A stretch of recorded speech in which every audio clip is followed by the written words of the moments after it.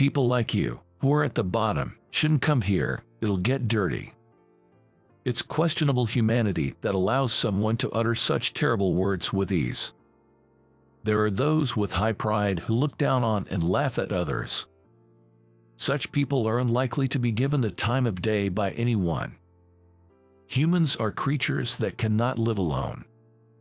I wonder if they are intentionally isolating themselves or if they simply don't understand anything.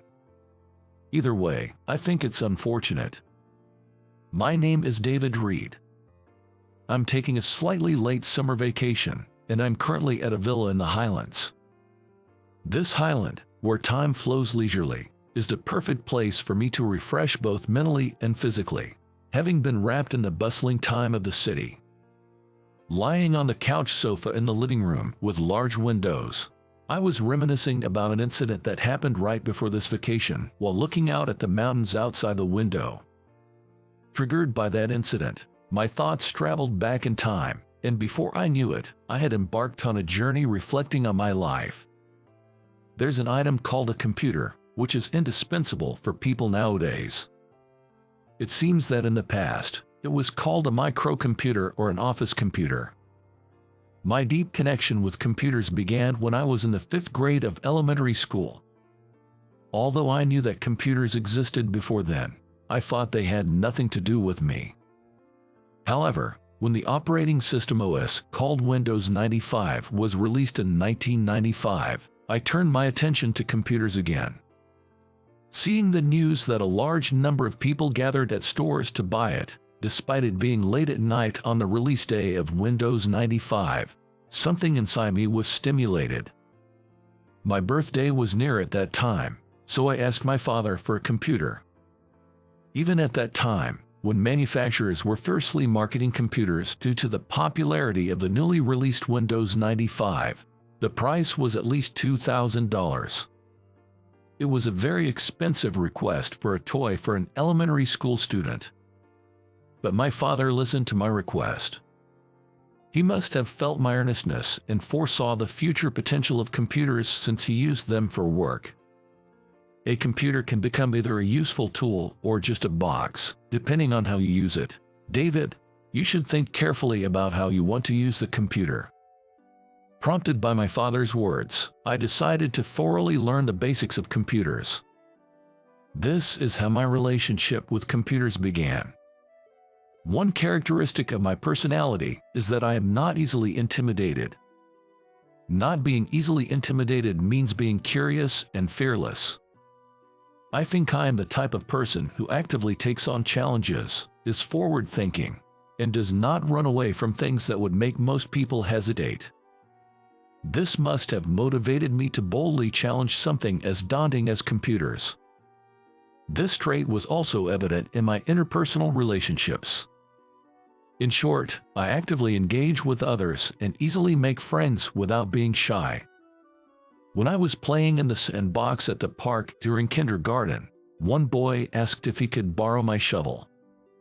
I said, sure, but in return, let's be friends, and became friends with someone I had just met.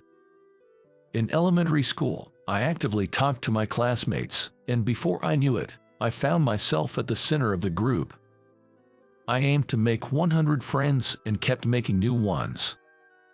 It might have been mass-producing friends, which might be slightly different from building true friendships. Without fully understanding what true friends are, I might have thought that having superficial connections was enough to consider someone a friend. Friends equal acquaintances, perhaps.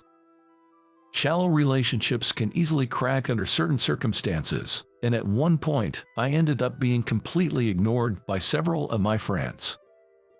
I don't remember the exact cause. It must have been something trivial.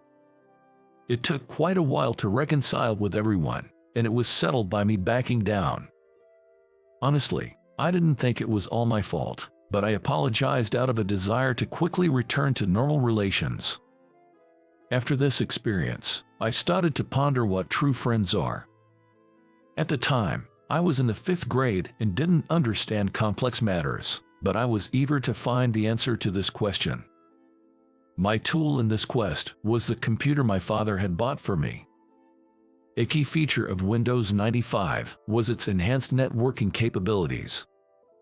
Unfortunately, the network feature wasn't included in the initial release version, but it became easy for anyone to connect to the internet with the purchase of additional expansion features. The internet is a global network, allowing easy access to information from around the world. Back then, there were no robotic search engines like Google, and researching things took more effort than it does now. But I used the computer to explore what true friendship really meant. The conclusions I reached were as follows. 1. It refers to a friendship bound by deep ties. 2. Being with them brings a sense of peace to the heart. 3. True friends trust, help, and support each other. 4. True friends can express their emotions honestly and accept each other's feelings with openness. Though these were abstract expressions, and I wasn't entirely sure how to make real friends, I could see a glimmer of hope within myself. I believe that forming bonds is the result of accumulating small steps. It's not something that can be easily achieved overnight. So, I decided to first open my heart, be genuine, and strive to be helpful to my friends. I aimed for a relationship based on closeness and trust, not just superficial acquaintance. Of course, the effects weren't immediately visible and took time or a certain trigger to develop, so it wasn't easy to feel a tangible sense of progress.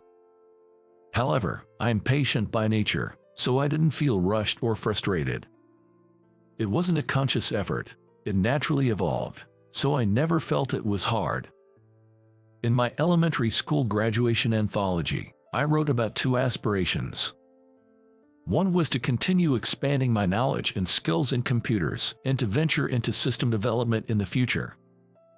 The other was to make as many friends as possible into true friends, creating treasures for life. Entering junior high school, the commuting area expanded, and students from other elementary schools also enrolled. I was excited about the new friendships that awaited. In junior high, I met Kevin and Michael.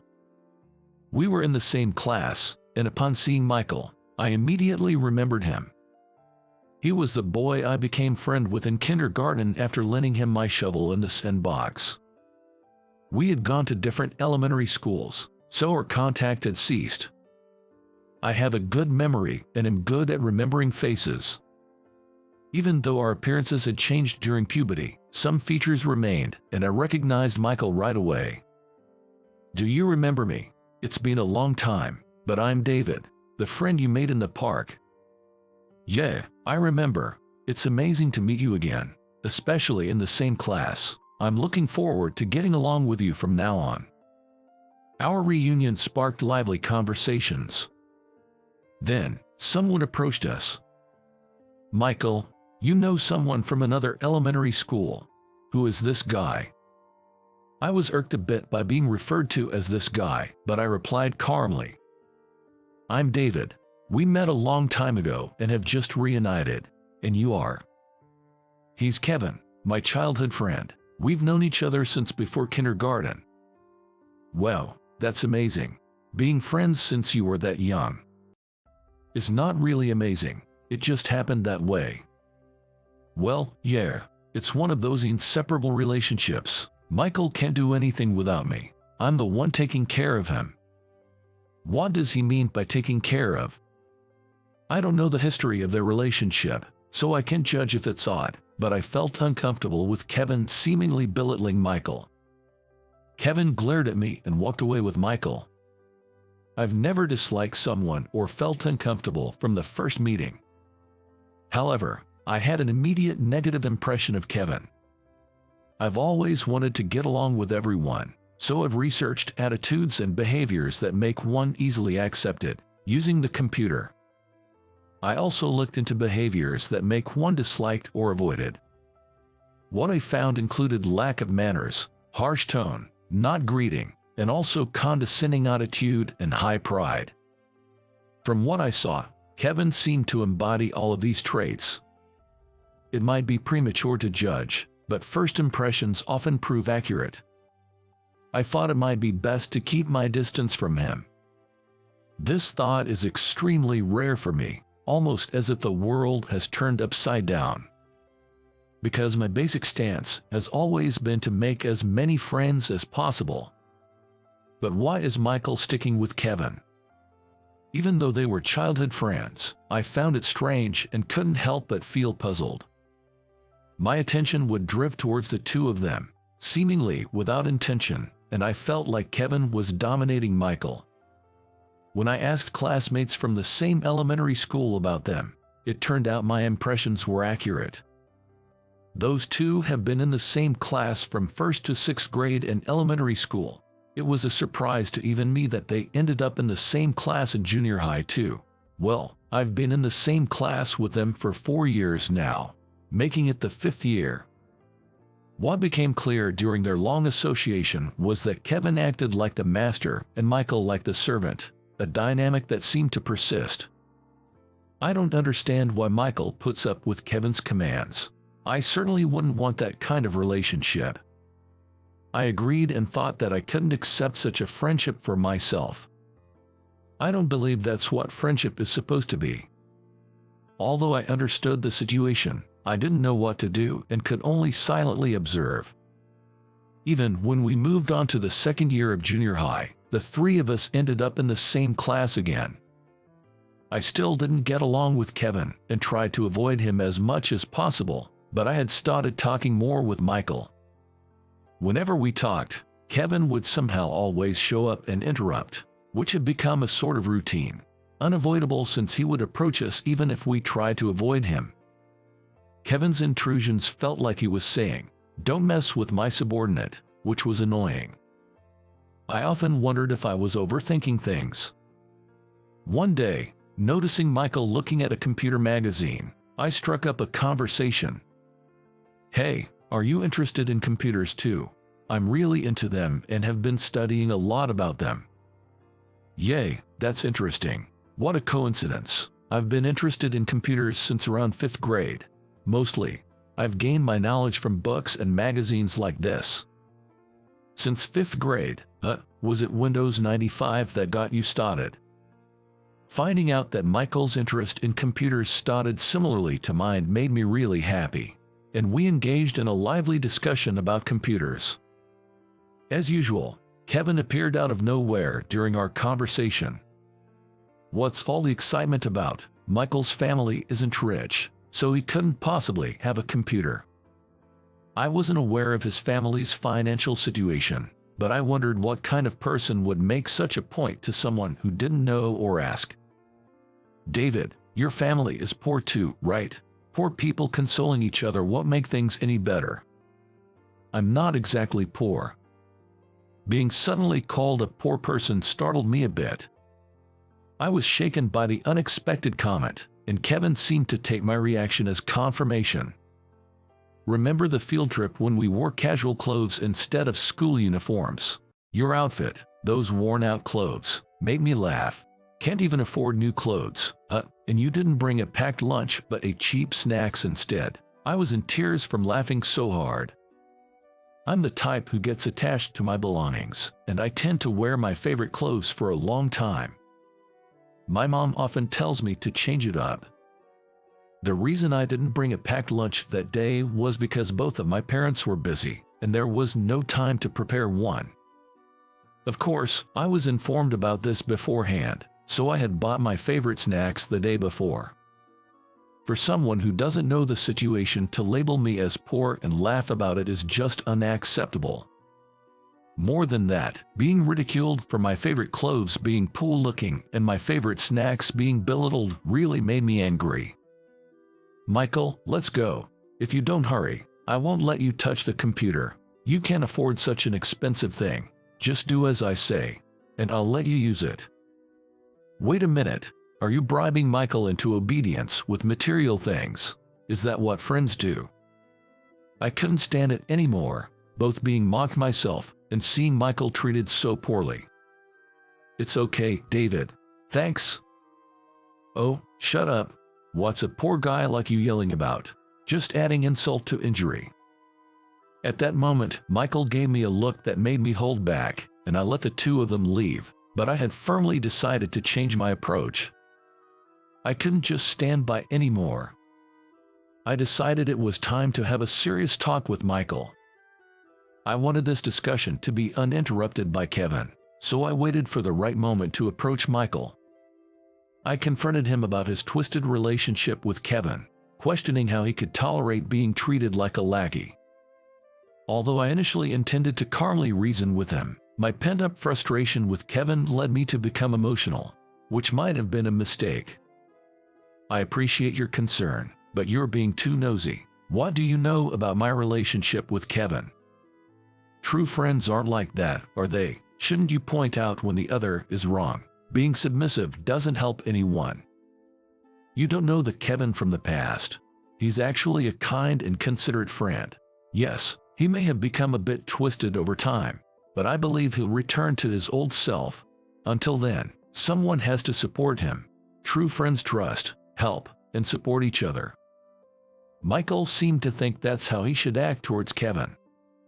But what about Kevin? Isn't their relationship one-sided? The importance of mutuality is being completely overlooked. I want to convey this to Michael, but my frustration at not being able to express it properly leads to a confrontational tone. Enough is enough. When Michael shouted, I suddenly became calm. What am I getting so worked up about? I realized that fighting with Michael wouldn't solve anything, and my words came out naturally. I'm sorry, I went too far. Please forgive me. Michael, who had been riled up by our exchange of harsh words, was taken aback by my sudden change and apology. No, I should apologize too. I know you care about me, but please let me do things my way a bit more. Understood, but don't try to handle everything alone. If you're in trouble, rely on me. Embarrassed by our previous heated exchange, we awkwardly shook hands, feeling somewhat shy. You're amazing, you know, being able to admit your faults so openly and apologize so freely. Even after a fight, being able to reconcile and understand each other builds trust and allows us to appreciate one another. True friendship allows us to express our feelings openly and accept them without reservations. Being able to speak and act without worrying about how the other might perceive us is the first step towards true friendship. This incident seemed to take my relationship with Michael to the next level. What's up, Michael? You've changed a bit lately, haven't you? After our discussion, I noticed a slight change in Michael's behavior. It's a subtle change that only I, who's been paying close attention, can perceive, and even Kevin might think it's a bit odd, but there's definitely a change. Previously, he just went along with things, but now, depending on the topic, he subtly incorporates his own opinions, attempting to adjust Kevin's actions. However, he hasn't managed to change Kevin's behavior, who acts like he's the king. Perhaps it's a long-term plan. When we became juniors, Michael and I ended up in the same class, but Kevin, unfortunately, was placed in the next class. This made me wonder if it led to Kevin becoming uncontrollable. Until now, Michael had been somewhat restraining Kevin, but that influence was gone. Barely a month into the new school year, Kevin was rejected by everyone in his class. Everyone ignored him, treating him as if he didn't exist. I hadn't inquired about the details, but it seems this was all due to Kevin's selfish, domineering attitude and foul language. Michael tried to reach out, but the barrier of being in different classes made it impossible to find the right moment to do so. By the time the second semester started, Kevin had no place in the class at all. I couldn't bring myself to help, watching from the sidelines. Being in a different class was certainly a factor, but I just didn't feel like helping him. Still, I felt troubled by my inability to befriend everyone, contrary to my own ideals. Oh, my family is wealthy, and I am fortunate. I'm smart too. Yet, all around me are fools. They'll regret this someday. I'll make them realize that I'm the chosen one. Before graduating from middle school, Kevin was lonely, left to boost his own morale. Michael was desperately trying to reach out to him. I wouldn't admit it out loud, but reluctantly, I was trying to support Michael in helping Kevin. Whether he knew of our efforts or not, that guy only showed more foolishness. "Hey, David, you're not taking the high school entrance exams, are you? Because you're too poor to afford the tuition and have to work, right? It's hard to see a schoolmate fall to the bottom, but well, it can't be helped. You're poor after all." Kevin seemed delighted to taunt me about not taking the high school entrance exams, having heard about it from somewhere. The brief period when I thought things had gotten better before our third year now seemed like a distant memory. Kevin had become even more egotistical and dismissive of others than before. "I don't need friends. After graduation, it'll be a goodbye. I'll feel relieved. I'll do well in high school. I won't stumble again. I'll be going to the same high school as you, so I hope to see a new Kevin there. Ha ha ha, sure, I'm different from those who only have a middle school education. I'll excel in high school and university, and then land a job at a top company." I indeed chose not to take the high school entrance exams. That's because I had something I wanted to pursue. Kevin might think I'm poor, but that's not the case. A family that could afford to buy a computer costing over $2,000 for their son when he was in 5th grade can't be considered poor. I chose not to go to high school to pursue what I wanted to do. What Kevin thinks or misunderstands about me doesn't matter. Our friendship is supposed to end in middle school. I'm moving forward to realize my dreams. It's hard to believe that 10 years have flown by since then. I'm currently attending a middle school reunion.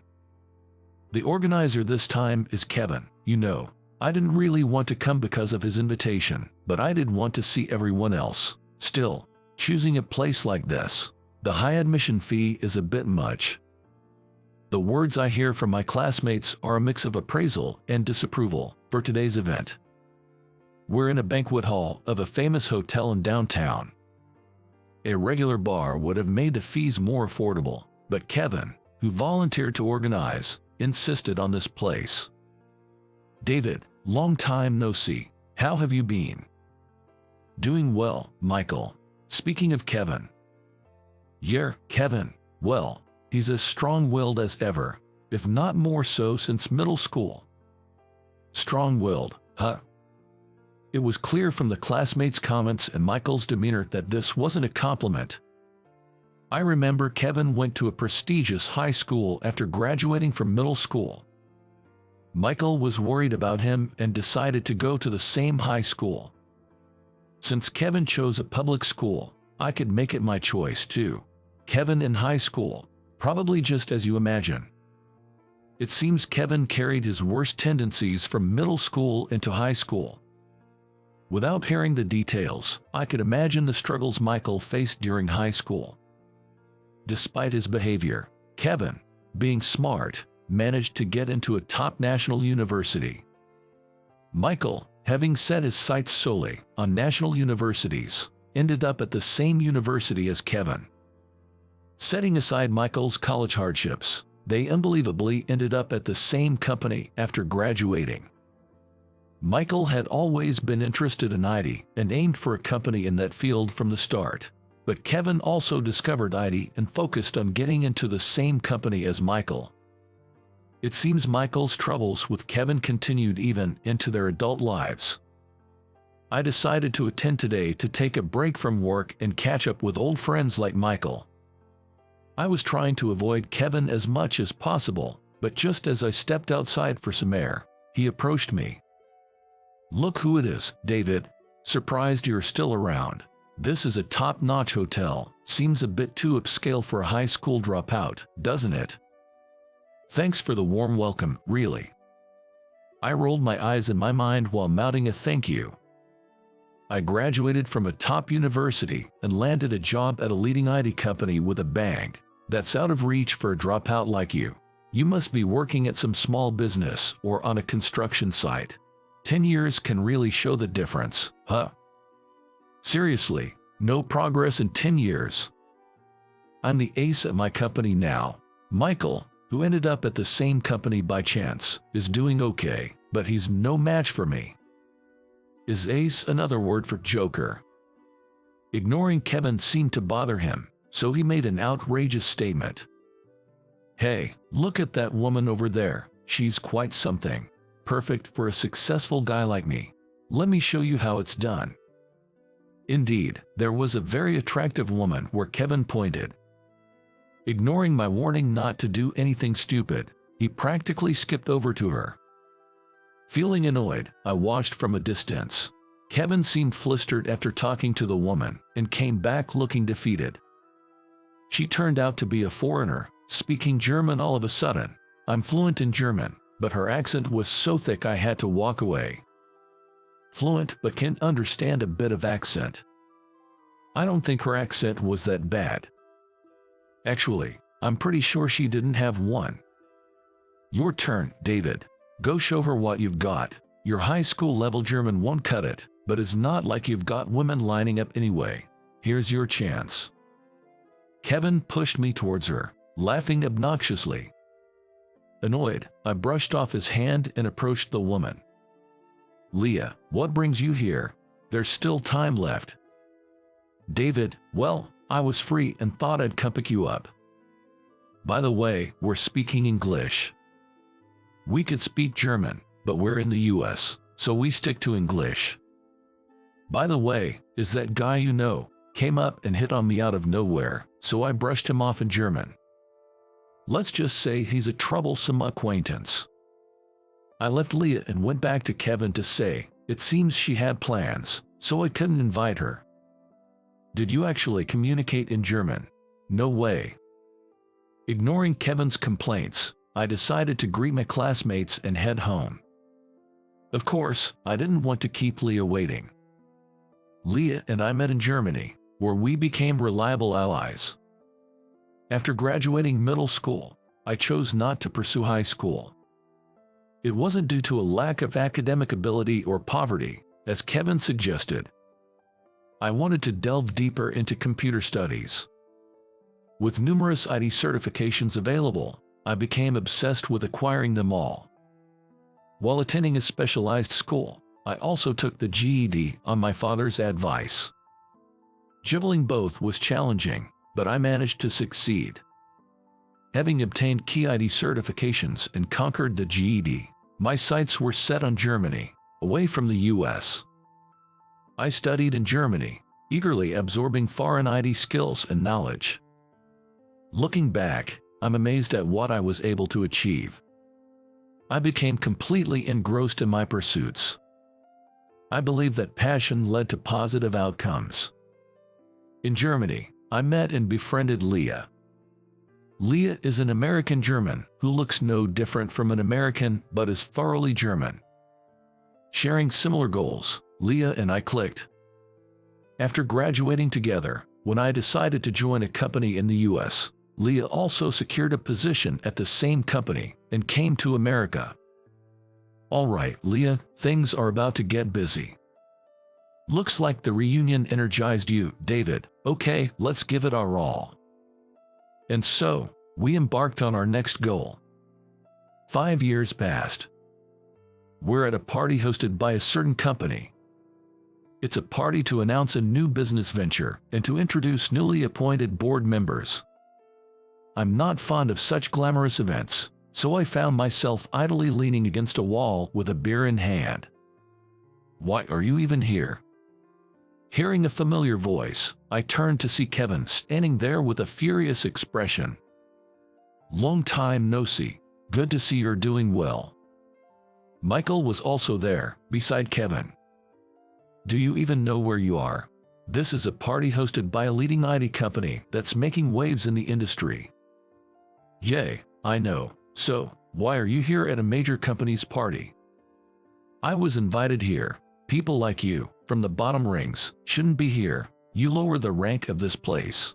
I'm going to be a big-time CEO with a $100 million investment from this major IT company. Saying that, Kevin tilted the beer glass he was holding over my head, pouring its contents onto me. Naturally, the beer cascaded over my head, dripping from my hair and chin. Despite this, I remained calm. For some reason, I had anticipated Kevin might do something like this. Wiping off the beer with a handkerchief, I said, "Then I guess that investment is canceled." I smiled at Kevin while holding the handkerchief. "Huh?" Kevin looked puzzled, unsure if he understood what I said. "Anyway, the investment isn't even confirmed yet. It's funny you're acting as if it's already in your pocket. How could a company not invest in someone as talented as me? If you were truly talented, that might be the case. Michael, what do you think?" Well, that is. Michael has done well so far, but unfortunately, it seems the deal wasn't sealed. Maybe it's time to cut your losses." Michael looked troubled, and Kevin's anger didn't subside. As Kevin was about to say more, Leah came over, saying, "David, it's time for the greetings." "Right, sorry, Kevin, Michael, but I have some pressing matters to attend to. I'll be back after taking care of them. In the meantime, could you chat with some of my team?" As I stepped away, 3 men who had been lurking in the shadows approached the 2 individuals. At the event, the host began the narration. "Next, we have a greeting from the newly appointed director, David." I walked up to the stage and stood in front of the microphone. "Thank you for today. My name is David, and I'm honored to be introduced to you. Today, I'm excited to announce a new project that is crucial for our company's future. This project will be led by Mr. Michael Taylor as the chief executive, who is the planner behind it. This is..." While I was giving my speech, I couldn't hear it, but apparently, Kevin was making a scene, shouting, "What's going on? Why him? Why Michael?" After graduating from a university in Germany, I joined a company in the US, which was led by my father as the president and my mother as the vice president. It was a small IT company in the past, but now it has grown into a major player in the industry. My passion for computers was probably fueled by my father's encouragement. It was my father who allowed me to pursue IT instead of going to high school and suggested I take the general equivalency diploma in anticipation of what was to come. And it was he who sent me off to Germany. I always planned to return to the US after graduating and utilize my knowledge and skills in my father's company, but having Leah come back with me was a pleasant surprise. Because Leah is incredibly talented. The rapid growth of our company over the past 5 years is more attributable to Leah's efforts than my own. While I was able to use my technical skills, my father also entrusted me with finance-related tasks for my future learning. To further expand our company last year, we solicited new business plans through a competition open to external proposals. This selected project would receive up to $100 million in funding, with the proposer having the option to become independent or join our company. One of the applicants was Kevin, whose proposal was outstanding, but the supporting data and figures were severely lacking. Just when I thought something was amiss, Michael showed up. Michael was utterly astonished to encounter me, as he had never expected our paths to cross, but he then revealed the truth to me. The plan was originally mine. Kevin stole it from me. Kevin has always seen Michael as his subordinate, even to this day. He believes what belongs to his servant belongs to him. Just like you said before, David, this situation is wrong. I can't stay silent after what's been done to me. Does that mean you've finally come to your senses? I asked, and Michael nodded sadly. To my question, Michael nodded sadly. While I was greeting others, it seems my capable subordinate had a thorough talk with Kevin, and when I returned, Kevin was crouching on the floor, holding his head. What struck me deeply was Michael, standing a bit away, turning his face aside while trying to hold back tears. The issue of Kevin's plagiarism spread quickly within the industry. Kevin, who was fully intent on securing investment to start his own company and become its president, ended up tarnishing the company's reputation and was fired for his atrocious work ethic, as he hadn't been working properly, planning to resign anyway. Already disliked by colleagues for his high pride and obvious self-esteem, Kevin left the company without anyone to see him off. All this happened just half a month ago. Yet, in this half month, the new project has gotten off to a smooth start. This success is due to the efforts of the planner Michael and the support of the excellent Leah. I stretched out greatly on the couch sofa. My head feels a bit foggy, perhaps from journeying through memories, traveling from over 30 years ago to the present. Kevin had a friend like Michael, but he never realized the value of that friendship until it was too late, which led to his downfall.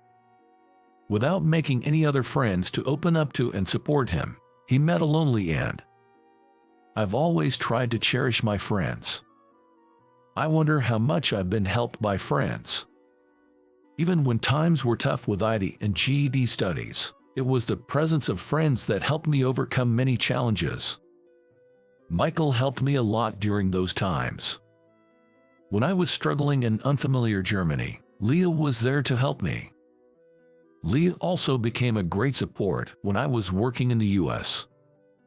Cherishing friends is vital in life. A friend with whom you can share your heart and trust is the greatest treasure of all. As I gazed at the mountains outside the window, pondering these thoughts, I heard, "Daddy." My beloved daughter came jumping into my arms. "Hey there, Daddy is tired, so let's give him some time to rest." My wife, our daughter's mother, Leah, picked up our daughter. Ah, yes, Leah, once my friend, has now become someone even more precious. Hurry up, isn't it ready yet? I'm terribly sorry, please, wait just a little longer. Voices demanding meals could be heard from the surrounding rooms. Indeed, it was already past 7 in the evening. What on earth was going on? Then, the female hotel manager came to our private room as well and offered her apologies. Apparently, all the chefs had suddenly been poached by a major hotel, leaving only one apprentice chef to prepare the meals. It was impossible for a single apprentice chef to prepare a large amount of food. Then, my wife put her hand on my shoulder and gave me a signal. I stood up and headed to the kitchen. Little did I know at that moment, this decision would change the course of my life. My name is John Miller, 31 years old. I was just an ordinary guy, born to a chef father and a homemaker mother. My father worked as a chef in a high-end restaurant and would often teach me how to cook on his days off. Those cooking sessions with my busy father were precious moments for me. Even when I was still young, he let me handle a large knife and taught me how to slice beef. While my mother watched in surprise, she quietly observed us. My parents were supportive, letting me try anything I wanted without any objections. Eventually, my dream became to be a chef like my father. Knowing my dream, my father was as happy as if it were his own, teaching me various dishes almost every day. Watching us, my mother would always smile gently. "And John, you can become a wonderful chef," was always my mother's favorite thing to say. I loved my parents dearly. But the happiness didn't last. Suddenly, my high school received a call. My teacher urgently told me to go home. Wondering what had happened, I rushed home. I found my father in tears inside the house, and my mother was lying on the bed. My mother was already cold to the touch. It seemed to be a sudden heart attack. I called my mother's name over and over, but there was no response. After that day, my father threw himself even more into his work, and we talked less and less. I think he was also feeling the loneliness of my mother's sudden absence. And I began to feel like my own life didn't matter anymore. No matter how tough the days were, my father was not around because of work. My heart was broken by the loneliness of not having my mother around. After graduating high school, I didn't go to culinary school to become a chef but started working instead. Thanks to a recommendation from my high school, I landed a job at an international 5-star hotel. Getting such a wonderful job right out of high school was almost like a miracle. However, when I informed my father about my job offer, he just nodded sadly. He must have felt lonely at the thought of his only family member moving out. I left home when I got the job. It was too painful to continue living in a house filled with memories of my mother. When I was leaving, my father gave me a knife with my name engraved on it. I had planned to give this to you when you moved out. Make sure to cook for yourself and take care of your health, even when you're living alone. Thank you. I took the knife my father gave me and left home. With a heavy heart and complex feelings, I headed to my new place, carrying my substantial luggage. Working at the International 5-Star Hotel was exciting and enjoyable. It was fulfilling, and I even aspired to make a name for myself there. And then, one day, after such days had continued for 10 years, I received a call from my father. I'm going to have surgery, so I need you to sign a consent form. I turned pale. My father, having surgery. What was going on? I rushed to the hospital. In the hospital room bed, my father was lying down. Seeing my father for the first time in a while, I found he had aged considerably and looked like an elderly man. Although my father's surgery wasn't life-threatening, I decided then that I wanted to work close to him. So, I quit my hotel job of 10 years. My father looked at me with regret, but it couldn't be helped. I decided to switch jobs to a major hotel nearby. I was hired as a full-time janitor at the major hotel. I was relieved to have found re-employment. However, the job was harder than I had imagined. I was responsible for ensuring that the guests didn't experience any discomfort, meticulously cleaning the entrance, guest rooms, and more. I sweep carefully with a broom, then go over it with a vacuum cleaner. After that, I polish the floor meticulously with a cloth. I had never cleaned my own house this thoroughly. It was then that I truly understood how demanding it is to earn money. It was Ashley, a fellow new employee, who spoke to me at that time. Are you a new employee too? Cleaning is tough, isn't it? Ashley had her long hair tied back and her large eyes sparkled. I'm a new employee as well. Yeah, we have to clean even the smallest details. As Ashley and I complained, we continued our cleaning. Then, a loud voice echoed across the floor. Hey, you two, cut the chatter. John, your cleaning is too sloppy. Yes, I'm sorry. It was Mason, the person in charge of training new employees. Mason was a man about a decade older than me. He had taken a particular dislike to me, claiming I was the worst performer among the new employees. Do you even have any motivation? I'll straighten out your attitude. From then on, Mason's treatment of me worsened. He would deliberately mess up the rooms I had cleaned or make me clean the same area over and over again. Hey, incompetent, redo this area. But I just cleaned it a moment ago. What? Talking back to me? Mason always approached me with a domineering attitude. But as a new employee, I couldn't muster a response.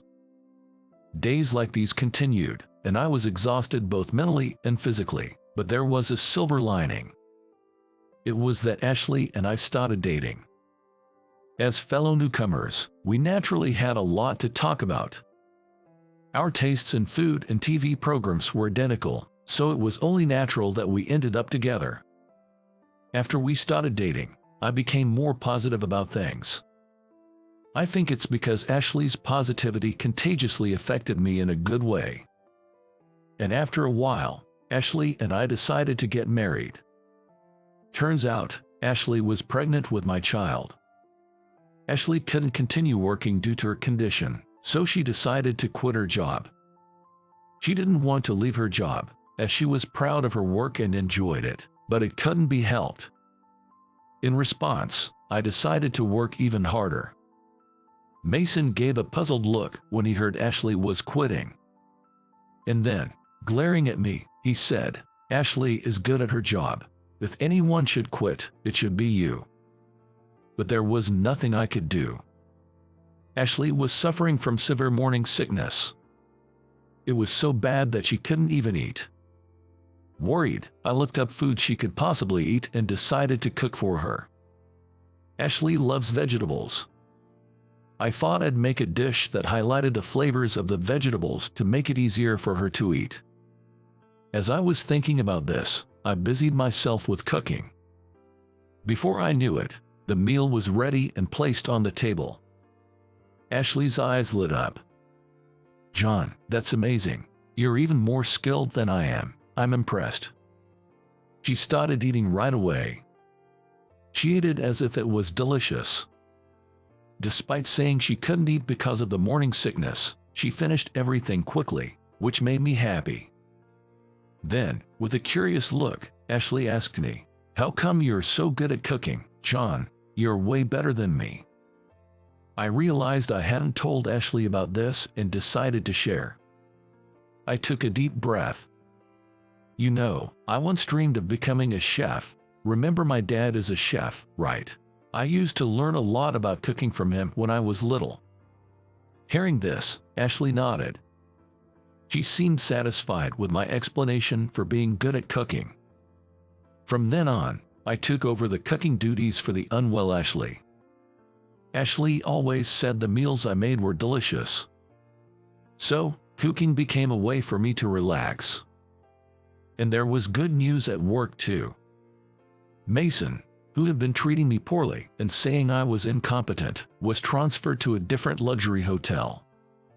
Since Mason had always looked down on me and said awful things, his absence significantly reduced my stress levels. Since Mason was transferred and no longer around, I was able to work more freely at the workplace. And then 6 months passed. I was at the hospital where Ashley was admitted. Today, I was finally going to become a father. Ashley was in the delivery room, and I was anxiously waiting for our baby's birth. I hoped for the health of both mother and child. That's what I prayed for as I waited. Then the moment came. I could hear the cries of a baby from the delivery room. And the midwife came to me, holding the baby. "It's a girl. Congratulations." I received the baby from the midwife and held her in my arms. The tiny, soft baby was wide-eyed, looking around. I felt she resembled me in some way. "So, I'm a father now." "Hello there, I'm your daddy." I spoke to the baby. She stared back at me intently. So adorable. While I was admiring the baby, a familiar voice reached my ears. "John, congratulations." It was my dad's voice. I turned around immediately. And there he was, standing. "Dad, what are you doing here?" Ashley told me. When Ashley and I decided to get married, I had only informed my dad about the marriage, but he hadn't met Ashley yet. That was because he was busy with work, and we didn't have the chance to meet up. I didn't want to interrupt my dad's work. However, Ashley had secretly informed my dad about the birth without telling me. I was touched by Ashley's thoughtfulness. My father looked lovingly at the baby, his grandchild, squinting his eyes. "She's adorable. She looks just like you when you were a baby. May I hold her?" I handed my daughter to my father. Tears streamed down his face as he held her. I was happy to see this. After a while, Ashley came out of the delivery room in a wheelchair. Seeing my father and me together, she smiled. I rushed to Ashley's side. I had something important to tell her. "Ashley, thank you for our beautiful baby, and for letting my father know." I looked into Ashley's eyes and expressed my heartfelt gratitude. Tears naturally rolled down my cheeks. Ashley, wiping away my tears, laughed and said, "Oh, look at you, the crybaby dad. My father laughed too, standing beside us. My father named our daughter Emily. That was Ashley's earnest wish. Ashley expressed her deepest thanks to my father for naming our daughter. I decided to take 2 weeks off from my hotel job to take care of Ashley and our daughter Emily. Those 2 weeks spent with Ashley and Emily were incredibly joyful. Every day, I cooked meals for Ashley. With every meal, Ashley would eat and express how delicious it was, moved by the taste. Cooking is really enjoyable. That's what I thought.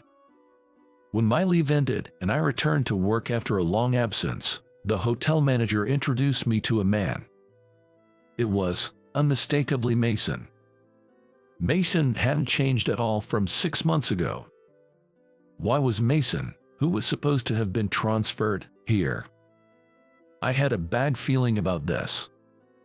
Little did I know at that moment how right my bad feeling would turn out to be. I am Mason, the chief manager. I'm glad to be back at this hotel after a long time. I look forward to working rigorously again with all of you. I was shocked that Mason was assigned to this hotel again. Moreover, he got promoted and is now the chief manager. Well, he probably doesn't even remember me. With that thought, I returned to my station and started working. Then, Mason approached me and started saying something surprising. "Hey, incompetent. You still can't even clean properly. You're insolent for someone so incompetent." I thought the nightmare was repeating itself. I hadn't imagined that Mason would remember me and call me incompetent again. I looked down and simply said, "I'm sorry." Mason snorted with laughter and said, "A useless person is no good at anything," before walking away from me. I was seething inside, but I knew there was no point in defying Mason. It was better to keep quiet for my own sake. I sighed as I made my way home. I was completely exhausted. The next day at work, Mason was already waiting for me. "You're late. Clean every corner of this floor. We have important guests coming today." Mason seemed more on edge than usual. "A 5-star chef is coming to our hotel." My colleague whispered the information in my ear. "Really? What is a chef from a 5-star hotel coming here?" As I wondered, my colleague whispered again. "He's planning to recruit new chefs, aiming to poach a few from renowned 5-star hotels." Poaching, huh? Well, it has nothing to do with me. I followed Mason's orders and cleaned every corner of the floor with my colleagues. I intended to be careful to ensure not even a speck of dust was left on the handrails or shelves. However, Mason, looking irritated, approached me. "Can't you even do a simple cleaning job? There's still dust left. We're running out of time. Hurry up." That couldn't be. I had cleaned thoroughly just before, but irritated, I started cleaning again. Then, voices came from the hotel's entrance. Glancing over, I saw famous chefs, the kind you'd see on TV or in magazines, talking with Mason. One of the chefs glanced my way, and I instinctively looked down to avoid eye contact. Then, Mason and the chefs headed towards the hotel's kitchen. I've heard that hotels are struggling with their finances due to rising costs. Therefore, to become even slightly more popular than other hotels, differentiation from the rest is essential. Our hotel must be trying to differentiate itself through its restaurant. I thought about the hotel's management troubles as if it were someone else's problem. And again on this day, when I came home exhausted, my father was somehow at home for some reason. And Ashley was grinning. "What's going on?" Seeing the two of them like that gave me the creeps. Then Ashley leaned in and asked, "Do you know what day it is today?" My mind was filled with question marks. Today is, oh right. I hesitantly opened my mouth. Today is our wedding anniversary. I'm really sorry I forgot. Ashley laughed at my apologetic tone. It's okay, You've been busy with work. You've been so exhausted lately. It doesn't feel like an anniversary. Ashley had been paying close attention to me and was worried. Let's go to that traditional, well-established hotel restaurant you've always wanted to try. I've asked your dad to look after Emily for today. Ashley showed me the dinner tickets she had. They were from Dylan, a friend from the days when I worked at a 5-star hotel. I had always wanted to go, but we never found a time due to our busy schedules. But I wondered, could my father really take care of Emily by himself? I started to worry. Sensing my concern, my father said, "I've taken care of you when you were a baby, hadn't I? Go out and enjoy yourselves for a change," he said with a smile. Taking my father's words to heart, Ashley and I decided to go. "Thanks, Dad. We'll be off then." Ashley and I left the house hand in hand. It had been a long time since we went out, just the two of us. It's been a year since we got married. Time flies. I felt truly fortunate to have married Ashley. With a deep sense of happiness, we entered the traditional hotel's restaurant. The atmosphere was different from the luxury hotel where I worked, and the building was full of charm with a well-established feel. Upon showing our dinner tickets at the reception, we were led to a beautiful private room with a view of the garden. It seemed all seating in this restaurant was private, befitting an established hotel. Ashley and I were in awe of the room's opulence. After a while, Dylan came to greet us. Dylan was still as handsome as ever. "John, it's been a while. Thanks for coming to our hotel. Make yourselves comfortable." "Thanks. We're looking forward to the meal." Dylan left with a smile. This traditional hotel was run by Dylan's parents before he took over. Its cuisine is renowned, even featured in the Michelin Guide. Dylan was always hard-working, even during his time at the 5-star hotel. The hotel's popularity is undoubtedly due to Dylan's efforts. We couldn't wait to see what dishes would be served. Ashley and I couldn't wait. We were so excited. But no matter how long we waited, there was no sign of our meal arriving. I glanced at the clock. It was already past 7 in the evening. Understanding it was a busy hour, Ashley and I patiently waited. Then, we heard a familiar voice from the next private room. "This is taking forever. Are the chefs asleep in the kitchen?" This voice, it was Mason. I held my head in my hands. I didn't want to spend this wonderful time, even in a private room, next to Mason. Ashley looked at me worriedly as I held my head in my hands. Reluctantly, I explained the situation about Mason to her. Ashley then said, "Let's ignore him," and held my hand reassuringly. My heart gradually calmed down. But then, Mason's voice was heard again. "Hurry up, isn't it ready yet?" "Very sorry, it'll just be a little longer, please." Not just from Mason, but we started hearing impatient calls for food from other rooms as well. It had been over an hour since Ashley and I began waiting for our meal. What was going on? As I was pondering this, Dylan came over. All our chefs were poached by a major hotel chain. Only an apprentice is left in the kitchen. This could be the end for our traditional hotel. "John, please help us." Dylan was at a loss. Then Ashley placed her hand on my shoulder and said, "John, I think you're the only one who can help." Looking at Ashley in surprise, she met my gaze with determination. "I know everything, John. It's your time to shine." So, Ashley knew all along. Then there's no need to hide it anymore. I stood up. "Dylan, lead me to the kitchen." I rushed to the kitchen. In the kitchen, a young apprentice chef was frantically cooking alone. Dylan handed me an apron. I quickly washed my hands and put on the apron. Looking at the ingredients laid out, I immediately started cooking. The apprentice chef followed my instructions perfectly. Watching my technique, Dylan muttered, "That's the John I know." In no time, several dishes were ready, and the staff began delivering them to the private rooms. Soon after, sounds of amazement came from the rooms. "Wow, this is delicious. What is this? I've never tasted anything this good before."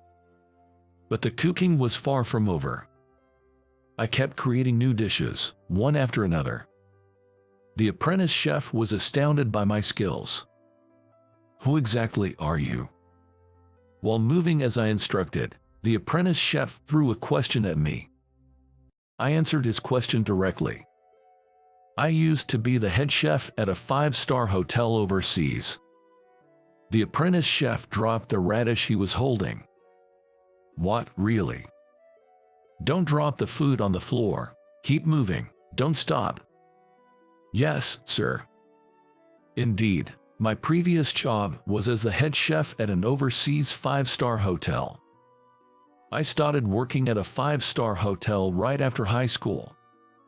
Initially, I was part of the wait staff, but one day, while preparing staff meals, Mike, the head chef at the time, saw potential in me as a chef. Probably because my father had taught me how to cook when I was young. After several years as an apprentice, I was appointed head chef at an overseas 5-star hotel. Honestly, I was surprised to become the head chef, something I had never imagined, but seeing people moved by my cooking made me happy. However, I was worried about leaving my father alone in America since I was working overseas. To me, my father was just as important as cooking. I could continue cooking even if not at a 5-star hotel. Reluctantly, I resigned from the head chef position. I had never told Ashley about my background. It wasn't that I was hiding it, it was just hard to bring up. When I later asked how she knew about my past as a head chef, she said my father had told her. That made sense to me. While reminiscing about the past, I continued to cook relentlessly with the apprentice chef. Now only the dessert remained. Today's dessert was a chocolate mousse. I plated the already prepared mousse and started decorating it. It had been a while since I used luxurious plates for plating. It seems my skills hadn't dulled. I decorated a chocolate mousse as if it were a piece of art.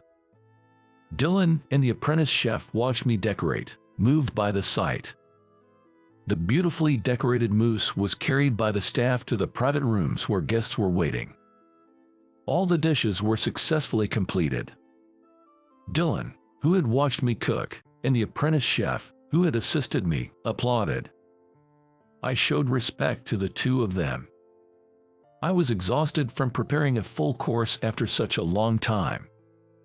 Dylan, with tears in his eyes, said, "John, you really saved us today. Thank you." I was glad to have been of help to Dylan. It was a brief moment, but I enjoyed cooking for the guests again. I was actually thankful to Dylan for giving me this valuable experience. I took off my apron and was about to return to the room where Ashley was waiting. But a staff member approached me with a worried expression. In a flurry, he said, "A guest has requested to meet the chef who prepared today's meal." Indeed, I was the one who prepared the meal today, but I'm not the official chef of this traditional hotel. It wouldn't be appropriate for someone like me to greet the guests. Then Dylan rushed over. "If you don't mind, John, could you greet the guests?" Dylan, who looked at me with pleading eyes, is one of my few friends. Thinking it would help Dylan, I decided I could at least make a greeting. I stood up. The staff member guided me to the private room where the guest had requested my presence. It was the room next to the one where Ashley and I had been. Could this room be? I had a bad feeling about this. "Excuse me." The staff member opened the door to the private room. Inside were Mason and the 5-star hotel chefs who had visited our place today. It was Mason, as I had feared. I tried not to make eye contact. Mason, not realizing it was me, began to speak. "Your cooking was marvelous. Each dish was meticulously crafted, and all were exquisite. Would you consider becoming the exclusive chef at my hotel? I was speechless, shocked by Mason's praise. I never imagined Mason would commend my cooking like this. Dylan, listening from behind, was also surprised. I looked down, unsure of how to respond. Then, suddenly, he leaned in to get a better look at my face. "You're John." Mason was wide-eyed with astonishment. "Why are you here? Did you make those dishes?" Hesitantly, in a soft voice, I said, "Due to various circumstances, I prepared those dishes," and Mason looked at me incredulously. "No way. How could someone as incompetent as you create such delicate dishes? Stop joking around." Mason's loud voice echoed throughout the private room. Then the five-star hotel chef sitting with Mason stared intently at my face.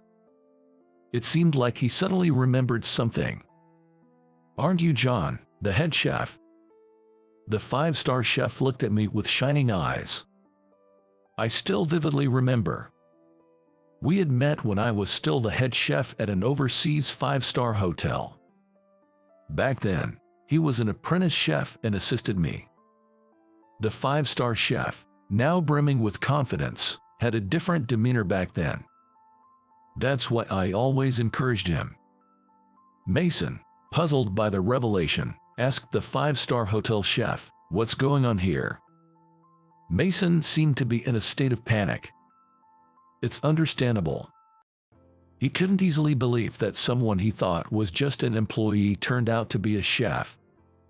Then, the chef from the five-star hotel explained to Mason that I had once been the head chef at a five-star hotel. Mason accidentally dropped a glass he was holding. "Back then, your dishes were revolutionary in their deliciousness and became quite the talk. I'm truly thrilled to have tasted those dishes today." "That's impossible." Mason seemed unwilling to believe that I, whom he had looked down upon, was a top-class chef. Then, the five-star hotel chef made a surprising offer. "John, meeting here must be fate. Won't you join me in cooking at the five-star hotel's restaurant again?" Me, cooking again? It was an incredibly flattering offer. I definitely wanted to cook again. However, I worried that becoming busy again might mean neglecting Ashley and my daughter. Then, Ashley, who had been listening to my conversation from the next private room, quietly emerged. She looked at me and whispered, "John, you never know when you'll get another chance like this. It's okay to think about yourself more than me." I made up my mind. I told the chef from the five-star hotel restaurant I'd love to, but there's a place that needs me more. I'm sorry. The five-star hotel chef nodded in disappointment. The position of head chef at a five-star hotel restaurant could be filled by someone other than me. But I felt that only I could be the chef this traditional hotel needed. Those present were astonished by my decision. But Ashley was smiling. "Dylan, I want to protect the cuisine of this hotel. Will you let me be the head chef?" Dylan was moved to tears by my words. "You, a distinguished chef, are willing to protect my hotel, even if it's not a five-star hotel." Dylan confirmed with me several times. But my mind was made up. After a while, I firmly quit my job as a cleaner at the luxury hotel. Then, I officially started working as the head chef at Dylan's hotel. From menu development to ingredient sourcing, I spared no effort in crafting top-quality dishes. Thanks to this, the hotel's restaurant quickly became extremely popular. That's not all. The hotel was fully booked. Eventually, we even started receiving media coverage, and before we knew it, we became a five-star hotel. It was some time after I started working as a chef at this hotel. I was about to leave work as usual when I encountered Mason waiting for me. Why was Mason here? I intended to ignore him, but he approached me. "Would you consider becoming a chef at my hotel? I'll offer you good terms. with your cooking, my hotel is sure to become very popular."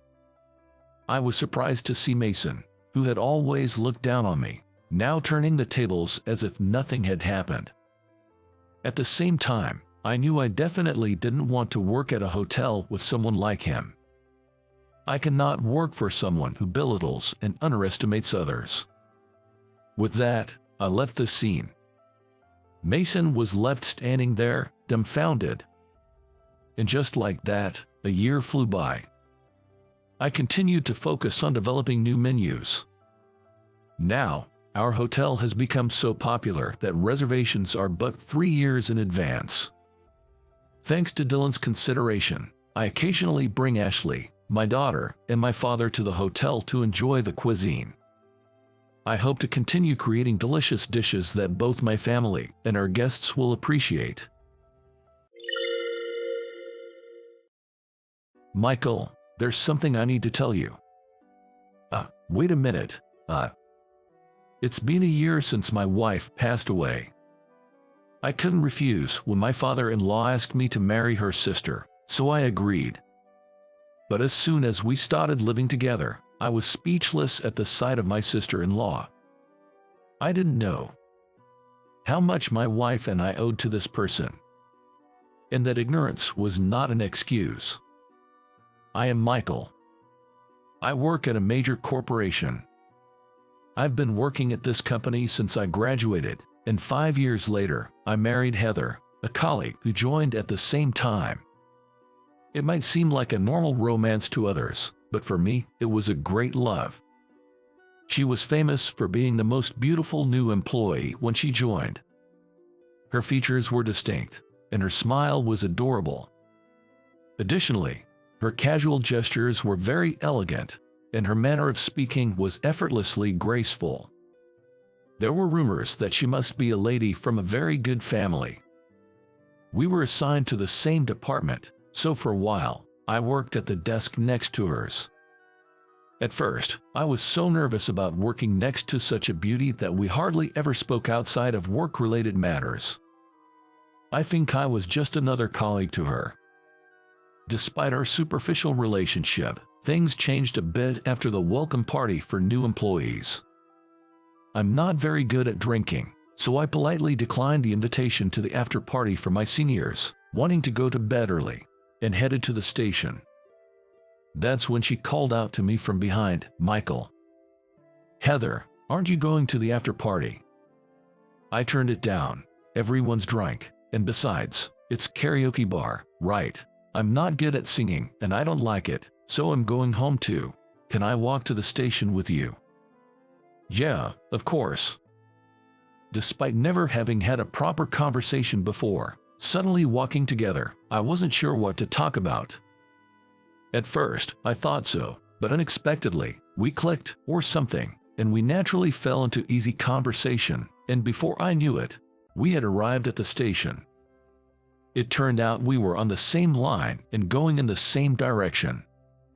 In that case, let's ride together. Sounds good. It would have been awkward to part ways there, so we ended up taking the train together naturally. We talked the whole time until she got off at her stop. After that, at work, we would say hi, chat about silly things, and whenever there was a drinking party, it became a standard thing for us to leave early together. She had many suitors, but I never saw her agree to go out with any of them. Seeing her smile made me smile too. The time we spent talking about trivial things gradually became something precious to me. Eventually, our relationship became the subject of rumors, and the seniors started teasing us. "Michael, you and Heather have been looking pretty close lately, huh? And you two are dating."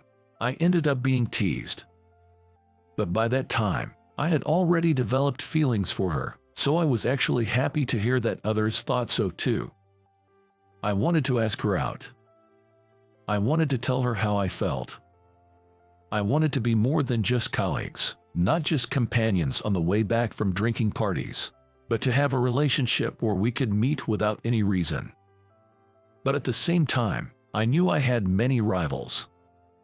Heather's getting cuter by the day, isn't she? I know. I heard the guys from the sales department are after her too. Seriously. I can count how many times I sighed when I overheard such conversations in the bathroom. But I couldn't keep my feelings to myself any longer. When a year had passed since we joined the company, I finally decided to ask her out. However, on the day I expressed my feelings, she seemed happy for a moment, but then her face clouded over. I also like you, Michael, but I can't date you. Why is that? There's something I've been keeping a secret from you and everyone else. What she revealed to me was a shocking truth. The truth is, my father is the president of this company. What? I'm sorry for keeping it a secret until now. I didn't want to be seen just as the president's daughter, so I begged my father to let me join the company in secret. I thought no one would see me for who I am if they knew. Certainly, if people had known she was the president's daughter, the seniors wouldn't have casually talked to her or invited her to drinking parties. I want to date you too, Michael, but ever since I was little, I've been told that I would eventually have an arranged marriage. So even if we were to date, there's no future in it. I can't nod in agreement knowing that. I'm truly sorry. She said that and ran away. But I didn't give up there. Knowing everything, I talked to her once again. Even if it's just for a little while, I want to be with you as long as possible. I don't mind if you leave me when it's time for you to get married. I won't hold a grudge, I promise. So please. I wanted her that badly. I loved her that much. Heather nodded, and that's how our relationship began. We were both busy with work, and even on days off, Heather often got invited to parties, so we didn't have many days we could spend together. But on the rare occasions we had time, going on leisurely dates or relaxing at home, those simple moments were incredibly happy, and I often wished they could last forever. But no matter how happy those times were, we knew there was no future for us. So we cherished every day we had together. Then, one day, Heather surprised me by saying, "I want you to meet my father." Heather's eyes were moist. She looked like she might cry at any moment, but it didn't seem like she was sad. "My father found out I have a boyfriend, and he really wants to meet you." But I thought it was pointless to meet him. To that, Heather whispered, "It's different. My father said, if I truly think this is the only person for me, then he would consider our future together. He wants to see what kind of person you are, seriously, not just casually dating." Does that mean? Yes, maybe. We might not have to break up. Maybe we can even get married in the future. I don't want to marry anyone but you. I don't want an arranged marriage. If I get married, I want it to be to you. So please, will you meet my father? It was completely unexpected. Her words raced through my mind. Could I possibly marry Heather? Could we really stay together? Even next year, the year after, and beyond. Just thinking about it made me so happy I was at a loss for words. Seeing me like that, Heather finally started crying, and I hugged her. "I'll meet him. Of course, I will. In fact, please let me meet your father." That's what I asked for. When I actually met him, he was very friendly. He was different from the president I saw at the company, showing a fatherly side. I was nervous throughout and can't clearly remember what I said. But I do remember him saying, "Heather is an irreplaceable daughter to me, but I also care deeply about the company. Therefore, the person Heather marries is very important to the company as well. Do you understand?" Yes. "And if you were to marry Heather, there's a good chance you could be my successor, but that's not something you can take lightly. Are you prepared for that?" I remember looking straight at him and saying, "Of course." If it meant I could be with Heather forever, I was ready to face any challenge. Heather was that irreplaceable to me. He smiled happily at my immediate response. The atmosphere remained warm, and the conversation flowed. At the end, he said, "Take good care of my daughter, and we shook hands firmly, a memory that remains vivid in my mind. Essentially, those words were tantamount to giving us their blessing for our marriage. Hand in hand, we walked home together. Then I proposed to her. We were joyously able to become husband and wife. After such a grand love story, we were living a blissful married life. But tragedy struck suddenly. A few years into our marriage, Heather was hit by a car that ran a red light while crossing the street, and she never returned. When I received a call from the police, I couldn't comprehend what they were saying at all. What? She was no longer here. When I saw her body covered with a white cloth, I finally understood. Heather, why are you lying there? Let's go home, okay? Come on, hold Madison like you always do. Hey, Heather, please, open your eyes, Heather. She looked so peaceful. She appeared as though she was just sleeping. This happened just 3 months after Heather gave birth to our first daughter, Madison. It was an accident that occurred while she went out to buy diapers, saying we were running low, and I was watching Madison. Only Madison's cries, seeking her mother in my arms, echoed in the room, and all I could do was break down in tears. Due to the suddenness of our parting, I was almost in a daze during the wake and the funeral. I kept staring at her photo on the altar, wondering why Heather wasn't beside me, as tears involuntarily spilled out.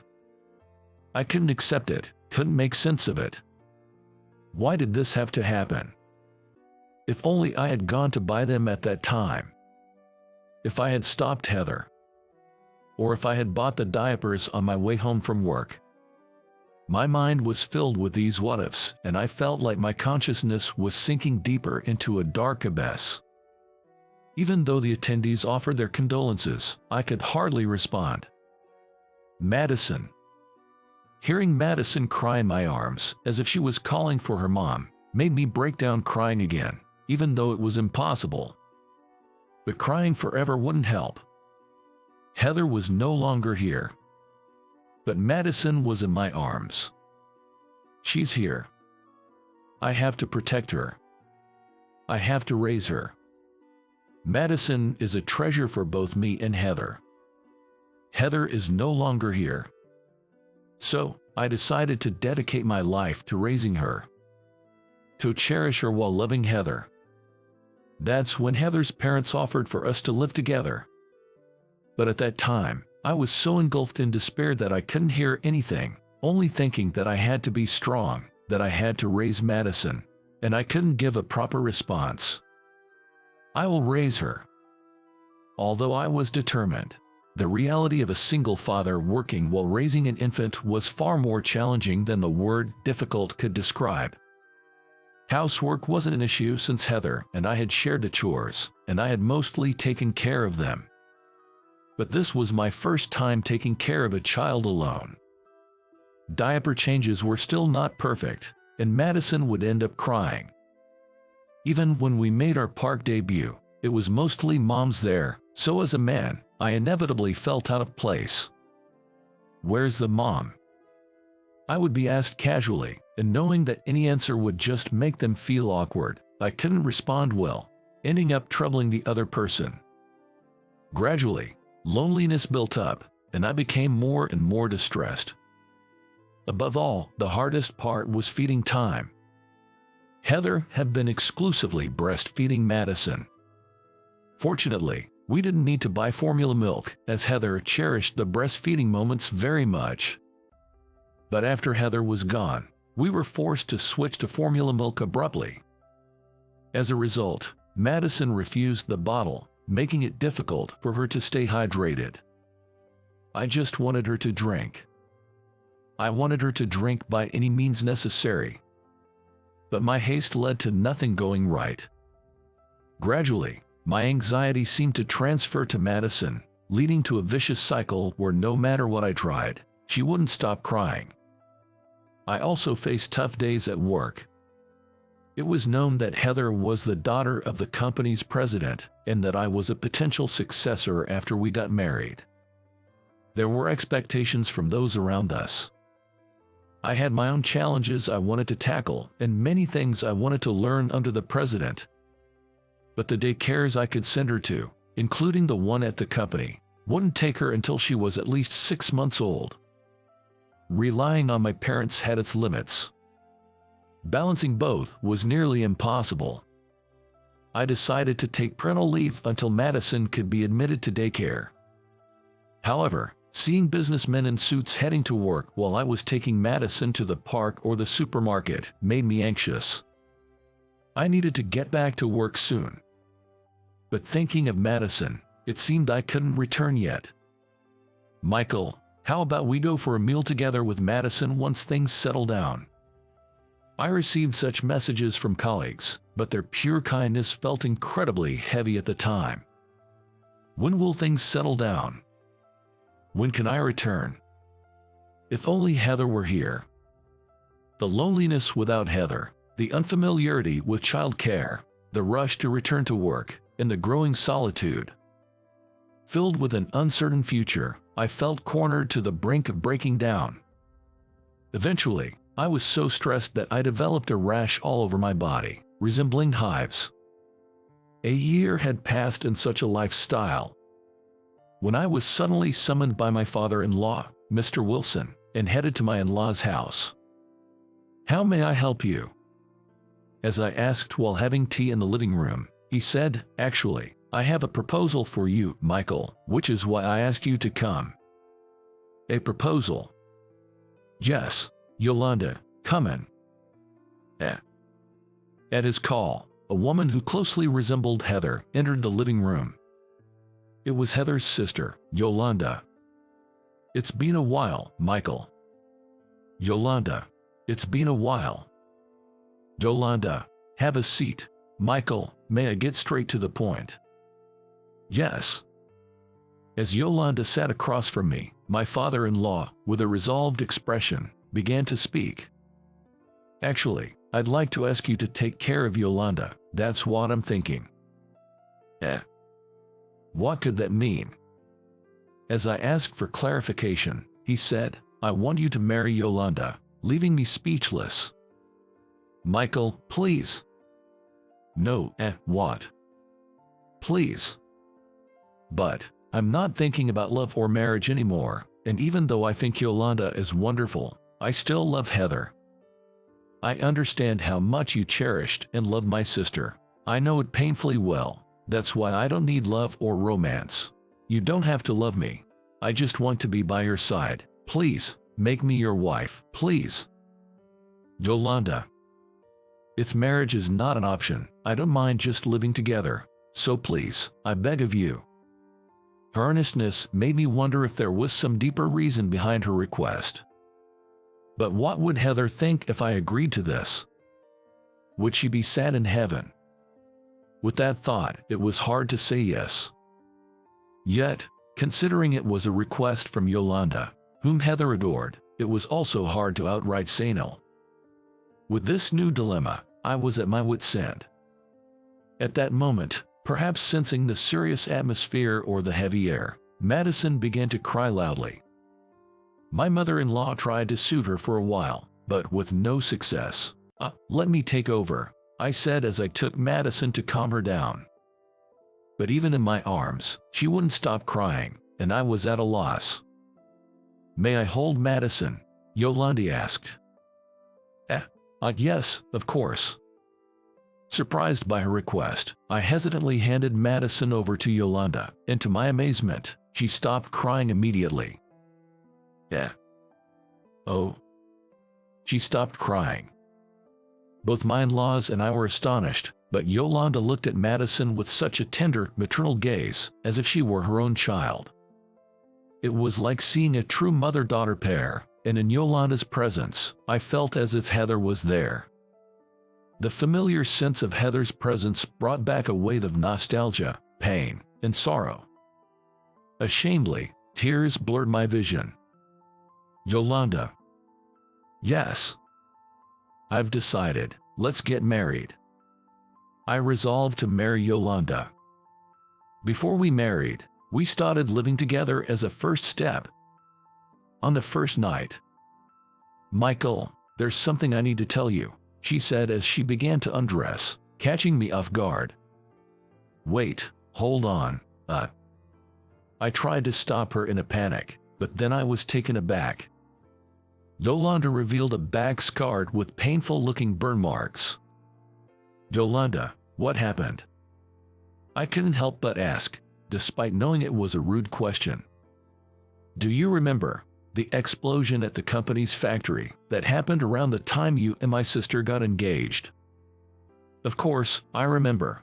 The accident where you saved Heather, right?" "Yes, officially, it ended with me saving her, but in reality, part of the burning factory collapsed on us. I instinctively protected my sister, but the debris fell on my back. I was fortunate to survive without life-threatening injuries. I don't regret saving my sister. Since that injury, I've been scared to pursue romantic relationships, which led me to give up on the idea of marriage." "So, that's what happened. The explosion at the factory. That was an accidental incident caused by a new employee mixing the wrong chemicals. The factory was completely destroyed. The fire spread rapidly, injuring many. At that time, Heather and Yolanda were visiting the factory for inspection and got caught in the accident. I was beside myself with worry, thinking only of Heather's safety. When I learned that Yolanda had saved her, I was overwhelmed with gratitude and wanted to thank her, but Yolanda refused, saying it would be too embarrassing, and I never got the chance to express my gratitude directly. But to think that it wasn't just embarrassment but the injury that kept her from appearing in public. It's too late to realize now. I know that. But still, I'm truly sorry, and thank you for protecting Heather back then. Even if it was just for my own satisfaction, I had to express my gratitude. It's not about apologies or gratitude. That's not what's important. Yes, my injury was painful, but I have no regrets about protecting my sister. I'm confident that if faced with the same situation, I would act the same way without hesitation. Saving her is something I take pride in. Yolanda, my proposal to you was born out of my selfishness. I wanted to care for Madison, whom my sister left behind, out of my own selfish desires. I couldn't stand to watch the man my sister loved grow increasingly weary. Imagining my sister's sadness at seeing your current state made it unbearable for me. I wanted to help you return to work sooner. I wanted to support you so you could dedicate yourself fully to both Madison and your job without strain. I wanted to revive the spirit of the man my sister loved. That's why I persuaded my father to arrange this meeting." Yolanda's words deeply resonated with me. I'm quite a bit younger than my sister, so when our parents were busy, she practically raised me. If I was afraid of the dark, she joined me in bed every night, always singing a lullaby before reading me a storybook, despite her own fatigue. Without a single complaint, she'd stay awake smiling until I fell asleep. She hugged me countless times during tough, sad, or lonely moments and shared in my joys. I loved my sister more than anyone else. She was the most important person to me. Heather often said the same. She considered you more precious than anything else, more like a daughter than a sister. She felt the same loneliness when your parents were busy, and taking care of you was her solace. Being with you made her loneliness vanish. Just looking at your sleeping face gave her the strength to persevere through hardships. For Heather, you were an irreplaceable treasure. Heather, I'm well aware of how deeply you loved Heather, and I know you cherish Madison too, but that doesn't mean you should sacrifice your own life. Marrying me for Heather's sake is absolutely not right. Michael, I too hastily agreed to marry, and I'm truly sorry. Let's not go through with the marriage, okay? I regretted consenting to the marriage, especially since I felt as if I saw Heather and Yolanda. It was a disservice to Yolanda. What was I thinking? Convinced by my argument, Yolanda agreed not to marry me. When we informed my in-laws of our decision not to marry, they seemed surprisingly relieved. Seeing Yolanda in tears, apologizing and saying, "I'm sorry for being selfish and causing trouble for everyone," I too felt relieved. Although we called off the marriage, Madison and I decided to live with my in-laws. Yolanda also lived there and agreed to help care for Madison until she was older, along with my mother-in-law. They persuaded me that raising her in a large family with many caring adults was best. I had almost dismissed this proposal during the funeral, so revisiting it was an eye-opener. Our lives visibly changed after we started living together. Primarily, Yolanda's assistance with Madison enabled me to return to work. I adore Madison. She's my most precious. However, having personal time after returning to work helped me reset mentally. Raising an infant always involves constant vigilance. As a result, parents are always on alert. The moment that tension eased, I felt a significant relief. I could also view my lifestyle objectively. Though I believed I was doing well, I realized in hindsight that I could have leaned on others more. Indeed, Madison became more expressive than when I was struggling alone. Work-wise, a lengthy hiatus could make it difficult to regain one's rhythm. However, my relatively swift return allowed me to resume my duties smoothly. I'm even slated to begin formal training as the successor to the company president soon. I once inquired with my father-in-law about the possibility of medical treatment improving Yolanda's burn scars. However, current medical treatments couldn't fully heal such scars, especially since Yolanda had other burns besides those on her back. She showed me the scars on her back because they were the most prominent and easiest to understand, but it seems difficult to remove them all. Initially, Yolanda was quite reluctant about romance, but as I persistently assured her, "You should be proud of those scars.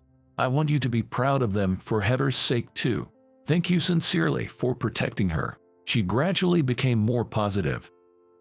My in-laws are now seeking a suitable match for Yolanda, someone who fully understands and embraces her past. She seems happy, having found someone she gets along with and occasionally going out to eat with. Yolanda has been proactively taking care of household chores and looking after Madison at my in-laws' home. I'm confident she'll make a wonderful wife, so I hope she finds happiness with a good partner. As for me, I was officially announced as the next company president shortly after my return. I've been working harder than ever, breathed by encouragement from those around me, and feeling the weight of my father-in-law's expectations and his stern yet loving guidance. Now is the time to meet those expectations. Madison is thriving in the large family environment and has even started talking recently. Although it's often hard to understand her babbling, the first time she called me daddy, I was moved to tears. Despite many challenges, that one word made everything worthwhile. However, due to my training, work has become busier, and I've had regrettably less time with Madison lately. I'm worried that Madison might forget me if this continues. Yet, seeing her adorable sleeping face every night brings me happiness. Months after we started living together, we all went to visit Heather's grave. Despite the courtesy of my in-laws to allow Heather to be placed in my family grave, I prepared a new one for her, wanting her to rest peacefully in heaven, away from my ancestors. The grave is in a beautiful, refreshing spot surrounded by lush lawns, where the sunlight is soft and the breeze is gentle. The air is fresh, flowers bloom wildly, making it a beautiful place. I plan to be laid to rest here when I go to heaven, to share with Heather the story of my life. It's a small dream I can share with anyone. I almost laugh at myself as I arrange the flowers I brought and clean the tombstone. I came to see you again this year, Heather, I say, joining my hands and closing my eyes to update her on recent events. I talk about work, my in-laws, Yolanda, starting to live together, and Madison. After finishing, I call Madison over. "Come here, Madison." "Heather, this is Madison. She's grown, hasn't she? Your mommy is resting here." "Mommy?" Madison asks. "Yes, your mommy. Say hello. I encourage her. Madison seems unsure but greets after a moment of thought, making us all smile with her cuteness. After Madison and I finish our updates, my in-laws and Yolanda also pay their respects. I look up at the sky, feeling saved by my in-laws and Yolanda. I want to repay their kindness soon, which means I must work hard in both my job and parenting. Heather, I'll keep doing my best, so it'll be a while before I join you. Sorry, but please keep watching over us, I say. Madison grips my hand tightly. I cherish this happiness, determined to keep living. That's what I think. Returning to my desk, an on-site caught my eye. Next to my desk, in the trash bin, there was a lunchbox discarded. Even I couldn't keep silent, raising my voice. Who did this? Who would do such a thing? An employee nearby gave me a meaningful look without saying a word. I told you, didn't I? Please eat your homemade lunches outside, and yet, you bring them inside. It stinks, so I threw it in the trash, said my boss, Kent. At Kent's words, my anger turned to sheer disbelief. Before I could even think of how to explain this, the person I had an appointment with appeared. Sorry to interrupt your fun conversation, Max. Has the promised item arrived? It's been a while, so I've been looking forward to it since this morning and worked hard, said the director, Ray, standing behind me. Kent, noticing Ray standing behind, hurriedly stood up. My name is Max. I've been working at this company for 25 years. I thought I had been working diligently at one company, but having lost in the promotion race, I am still a regular employee. However, I live surrounded by my supportive wife and beloved daughter, so I have no particular complaints about my current life. If I were to wish for more, it would be to get promoted to provide more for my family's budget, especially since my daughter started university this year, and to give my family a better life. Though that's what I wish for, reality doesn't always follow suit.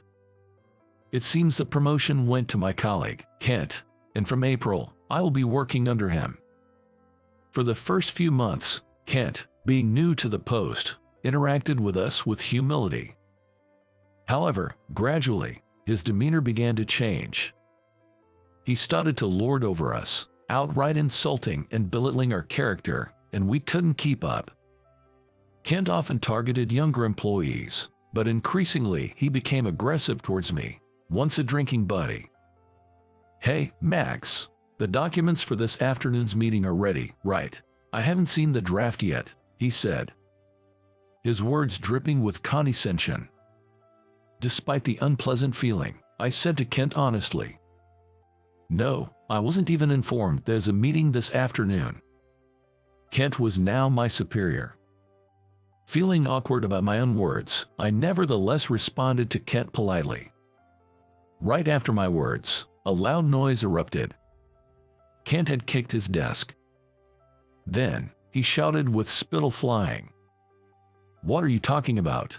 It's because of your lack of task management that you're still a regular employee at your age.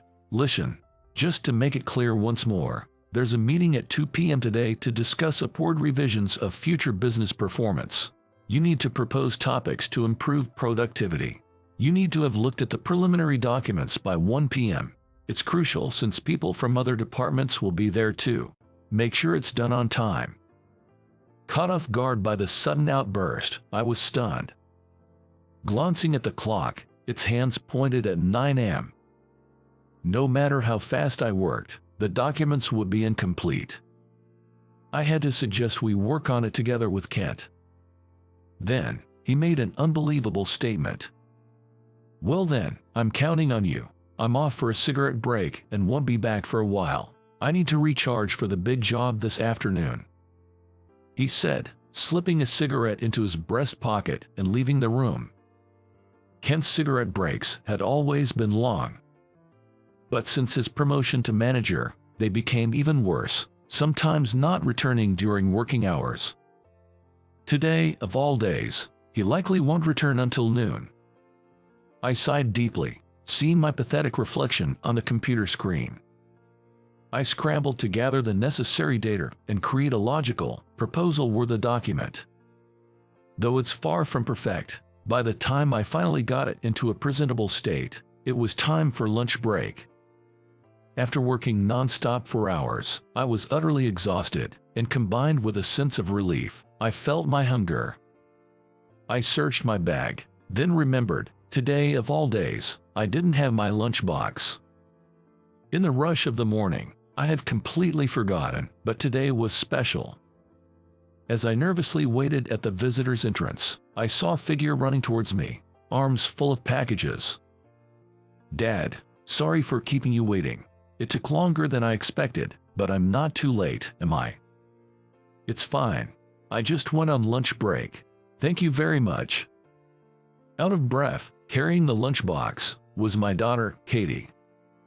Since becoming a university student, she started making her own lunches. Jokingly, I asked, "Could you make one for me too?" and she agreed. Ever since, I've been bringing her homemade lunches to work daily, and her cooking, further honed by attending cooking classes, has significantly improved. Today, she was bringing a lunch made in her cooking class, timed to coincide with my lunch break. As I was about to return to the office with a lunchbox in my bag, a familiar voice reached my ears. "Hello, and who might this be?" "Hello, Kent," I replied. As Kent, returning from a long cigarette break, assessed Katie and me. Disliking the way he appraised Katie, I responded with forced calmness. "You two have never met. This is my daughter, Katie, who just started university this year." "Hello. My father always speaks highly of you." Katie greeted politely. The moment Kent realized the woman before him was my daughter, he smirked. "I see. You're Max's daughter. Your dad must be tired at home too, right? He leaves work on time almost every day despite being slow at it. I worry he can't sleep well because he's bringing work home, given his poor progress at the office." Katie, perhaps too offended to respond, averted her eyes from Kent without saying a word. I wanted to retort. But of course, I lacked the courage, having never considered myself competent at work. Feeling pathetic for my inability to respond. Katie's displeasure seemed to prompt Kent to change his approach. "By the way, I saw you receiving something earlier. What did you get?" "A lunchbox. My daughter made it and brought it for me." "Is that so? I've heard you've been bringing homemade lunches daily recently, so here's my request." Kent beckoned me over. "Could you please eat your lunch outside from now on? Honestly, it smells and is disrupting work. I'd tolerate it if it were just me, but other employees have complained too. As their manager, I can't just ignore it, right? I'm sorry, but please." Kent whispered this, pretending it was difficult to say. The volume was clearly adjusted so Katie could hear. "I'm sorry for the intrusion. I'll be leaving now," Katie said, her face contorting briefly before biting her lip and walking away. Seeing Katie's nearly tearful expression, usually so spirited, pained me deeply. She must have held back, knowing him being my boss. I felt even more pathetic. I'd explained to her that Kent's remarks were baseless lies when I got home. With that thought, I opened the door Kent had entered through. At my desk, I placed my bag down and took a moment. I wanted to open the lunchbox right away, but I had a prior engagement and couldn't eat just yet. Deciding to use the restroom first, I left my belongings and stepped out. Only a few minutes had passed, but upon returning, a shocking scene unfolded. Next to my desk, in the trash bin, was the lunchbox Katie had brought. Discarded and emptied, not the container I usually use. I couldn't remain silent, raising my voice. Who did this? Who would do such a thing? My colleague, without saying anything, gave me a meaningful look. It seemed to be one of Kent's pranks. "Kent, why would you do this? It was made with so much effort. This is too much. I clenched my fists tightly and questioned Kent. Kent responded with apparent amusement. Too much, you say? That's my line. Didn't I tell you? Please eat your homemade lunches outside. Yet, you brought them inside. It smells. So I threw it in the trash, Kent said, his word leaving me stunned beyond anger. You're finished, I said. What? Who do you think you are talking to, and what do you mean by finished? Before I could answer, Kent suddenly looked as if he had come to an understanding. Indeed, such a smelly and unappetizing lunch shouldn't have just been thrown in the trash. I should have wrapped it in newspaper and plastic. The omelet with spring onions smells and looks bad. What a blunder on my part, Kent said, laughing loudly. Before I could think of how to explain, the person I had an appointment with appeared. Sorry to interrupt your fun conversation, Max. Has the promised item arrived? I've been looking forward to it since it's been a while and worked hard today, said the director, Ray, standing behind me. Noticing Ray, Kent hurriedly stood up. Ray, how are you? What brings you here? Kent seemed puzzled by Ray's presence, as they usually didn't spend lunch breaks together, let alone work in the same room. Actually, I had something for Max. I promised to have lunch with him today. Why with Max? Ray scratched his head, looking embarrassed. Well, it's a long story. Come on, Max, let's go to the cafeteria. About that, Ray. As I began to speak, Kent glared at me. He must have been uneasy about what I would say, but of course, it was impossible to keep it hidden. My daughter brought 2 lunches earlier, but Kent threw one in the trash. I still have mine in my bag, though it's not ideal. Would you mind eating that one instead? Ray glanced at the trash can I pointed to, and his previously calm expression dramatically changed.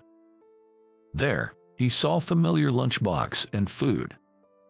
Facing Kent, Ray spoke solemnly. Kent, is what he said true? Did you treat his lunch this way? Wait, Ray. Kent scrambled for an excuse.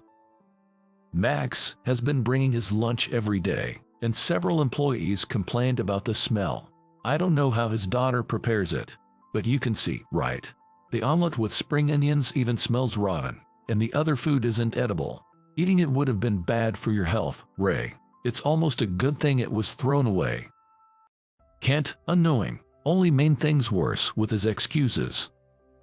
Ray, seething with anger, spoke with dignity. What do you think food is? Even if it were your own, this is someone's lunch. Making something for someone means it's filled with unseen sentiments. I can hardly believe someone who doesn't understand that can put heart into their work. Promoting you to manager, I need to reconsider if it was the right decision. Kent vehemently objected, his face reddening. Wait, I take pride in my work ethic and don't fall short to anyone. It's absurd to equate this incident with my work performance. Indeed, I threw away the lunch to improve the workplace environment. The method may have been poor, and I'll be mindful in the future. However, Max also needs guidance for bringing in sanitary lunches. Ray appeared dismayed at Kent's attempt to still paint me as the culprit. Let me say this, it's impossible that Max's lunch was unsanitary or improperly made. How can you be so sure? Kent leaned forward, skeptical of Ray's confidence. Max's daughter, Katie, attends the cooking class my wife runs. Of course, my wife has food and hygiene certifications, and today's lunch was made there. Are you suggesting my wife manages ingredients carelessly or cooks improperly? To disparage the vegetables we grow in our garden is also disappointing. Ray explained, causing Kent's face to pale. Yet, Kent bit back, not learning his lesson. Ray, you're not suggesting I get demoted and he gets promoted, right? I won't forget this conversation. Mixing personal and professional matters like this, if it influences HR decisions, I'll sue. Ray responded firmly. Of course, there's no mixing of personal and professional matters. Since we've gone this far, let's lay everything out. Keeping things hidden won't satisfy anyone. Ray then shared his personal circumstances with Kent. As their child became a working adult, Ray and his wife spent more time together, it leading to more trivial arguments and a deteriorating relationship. After stopping the daily tradition of making him homemade lunches to petty fights, Ray sought to improve their marriage. Learning that my daughter attended cooking classes, I and Katie were asked by Ray to make this request: to learn how to make packed lunch at that cooking class. To bring 2 packed lunches to my workplace. Katie was to tell Ray's wife that she wanted to eat with me, making 1 packed lunch herself and the other by Ray's wife. Accepting this request gladly, Katie and I executed a plan today. Originally, we were supposed to eat the packed lunches made by Katie and Ray's wife together. After hearing the story, Kent snorted and said, "I understand the situation. I get why you are furious about the packed lunches being thrown away, but you are mixing personal and work matters, right? Even during breaks, it's important to maintain some focus for work efficiency. I can't believe someone who can't take their job seriously is in a position of authority." Kent seemed completely unapologetic, now openly criticizing both me and Ray. Even during break time, another employee rushed over in a flurry. "Ray, I've been looking for you. Sorry to disturb your break, but there's been a complaint call demanding a manager. Given the nature of the complaint, I've put them on hold. Losing trust is fatal for a community-focused company like ours. Please, we need you to handle this." After a brief explanation, Ray took the handset to deal with the call. His expression darkened as he listened. Glancing at me and Kent while apologizing over the phone, Ray seemed troubled. Wondering what had happened, it seemed the call finally ended. "What were you doing this morning?" At Ray's words, filled with anger, I straightened my back. I was fully occupied making documents for this afternoon's performance improvement meeting, as instructed by Kent. "Why were you doing that? It's Kent's job. Plus, the meeting isn't today, it's next week, and I was asking about your whereabouts this morning, Kent," Ray clarified. Realizing the documents weren't needed today and the anger wasn't directed at me, I sighed in relief. In contrast, Kent was visibly sweating. "This morning, I was visiting our clients. Building relationships with the local community is also an important part of our work." "That's strange," murmured Ray. Then, he spoke as if admonishing a child who had done wrong. "I need you to be honest. What were you really doing this morning?" "I was visiting our clients." "That's enough." Ray cut him off to explain about the phone call. Someone driving our company car was seen leaving a casino in a bad mood, smoking in a non-smoking area, and even littering. They were berated when they pointed it out. Does this ring a bell? Kent, clearly shaken, avoided Ray's gaze and shook his head. "Well, the caller remembered the face and the license plate. We can see who it was from the parking lot footage, and the drive recorder would have caught their face.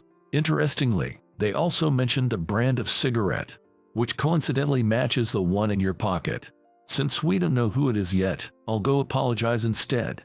I'll find out who it was," Ray said before leaving the room, apologizing to me for the packed lunch issue even though it wasn't his fault. Kent briefly looked like he wanted to stop Ray but ended up just standing there dumbfounded. Eventually, it was confirmed that Kent was the one at the casino, and after being shown the drive recorder footage, he had no choice but to admit it. Unfortunately for Kent, the person he had yelled at was a valued client, making his actions a significant issue within the company. Kent ended up resigning, not just being demoted, bringing peace back to the office. Meanwhile, I was promoted to manager after HR recognized my consistent work performance. Ray congratulated me, insisting his influence had nothing to do with it. Regardless, I felt even more motivated at work. For my promotion celebration, I was invited to Ray's house. Ray's home, filled with his wife's love, was a newly built mansion designed to also serve as a cooking class venue. Katie was invited along with me for the occasion, and the four of us, including Ray and his wife, gathered around the table. The evening was lively, especially with Katie's sociable nature. "Ray, this omelet is the best, isn't it?" Perhaps influenced by the alcohol, Ray was in an exceptionally good mood. His cheeks flushed as he spoke. "Jer, there's nothing as delicious as this in the world. Katie's future husband will be so lucky to eat such tasty food every day. I wonder if saying this makes her dad sad." While Ray said and laughing joyfully, Katie responded with a smug expression. "Oh, Ray, this omelet was made by your wife. You're the lucky one, eating such delicious meals every day. Really, to not recognize the taste of my cooking. From tomorrow, I'll have to include your favorite omelet in a packed lunch again," Ray's wife said, looking pleased. Seeing Ray's wife happy, both Ray and I smiled. Katie might not have known, but there was no way Ray couldn't recognize his wife's omelet. I dislike green onions, while Ray loves this green onion-filled omelet made by his wife. "Ray, how about we swap our packed lunches tomorrow?" I suggested.